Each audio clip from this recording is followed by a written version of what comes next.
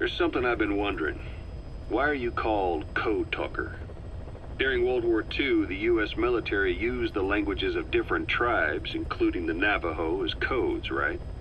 I know the term Code Talker was used to mean people sent to the battlefield to speak in those codes.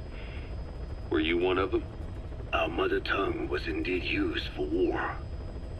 But I did not go. I was already over the conscription age. However, I was made to help craft the codes that were spoken. So in a wider sense, you could call me a code talker for that. Navajo is a complex language, and virtually no one outside the US speaks it. They must have thought it was the perfect language to use as a code. Yeah, in the end, the Japanese never cracked it. The cipher is king in information warfare. Of course, they didn't simply speak in Navajo. They created substitutions for words according to a code book, and then translated those into our language. Young Diné was sent to the front lines of the Pacific Theater as code talkers. To fight is an honor for the Diné. They were the pride of our people. But I cannot say this history brings me joy. Words are alive. When they are spoken, life is breathed into them. They become a part of the listener. Our words were transformed into lifeless ciphers and used for war. This, after the Black Ana spent generations suppressing the language. Yeah, I'm sorry. So I guess we shouldn't be calling you Code Talker, huh? No, I do not mind.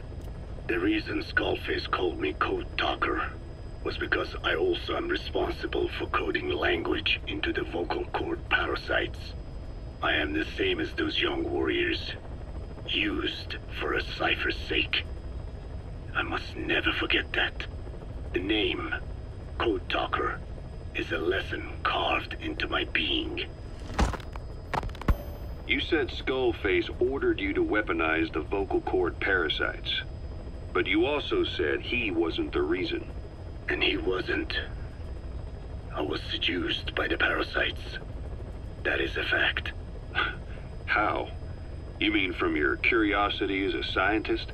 That I cannot deny. But there is more to it.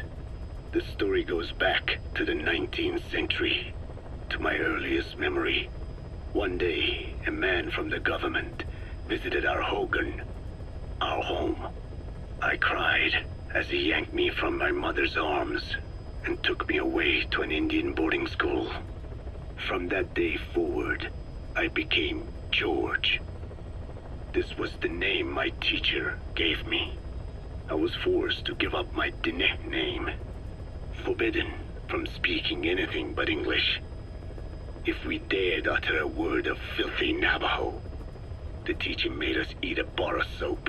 Yeah, that was the U.S. government's education policy for Native Americans. To erase our words was like erasing our people. Their education was tantamount to ethnic cleansing. Over time, the overt persecution of our language stopped. But to this day, it continues to be eaten away by the lingua franca, that is English. Many of the Diné outside the reservations can speak nothing else. And it isn't just our language. Across the world, minority languages are being destroyed by dominant languages. Many are on the verge of extinction. Enter the vocal cord parasites. Yes. I began thinking that minority languages needed some sort of deterrent against dominant languages. In order that their peoples and cultures would survive. It was then that I came across literature at the Foundation claiming that man acquired language thanks to a type of parasite, one that distinguishes between languages as a precursor to reproduction. If I could just resurrect it, make it more pathogenic, I would have my deterrent against English. But I failed to hide that aim from Skullface. He noticed. Yes, I wanted to retaliate against the English language. though never did I intend to actually use it as he planned. You know how the story ends. I was forced to study how to make the parasites compatible with all the world's languages. All but English. However, he in fact secretly isolated an English strain. I will not be held prisoner by the man's phantom. The English strain must not be allowed to exist either.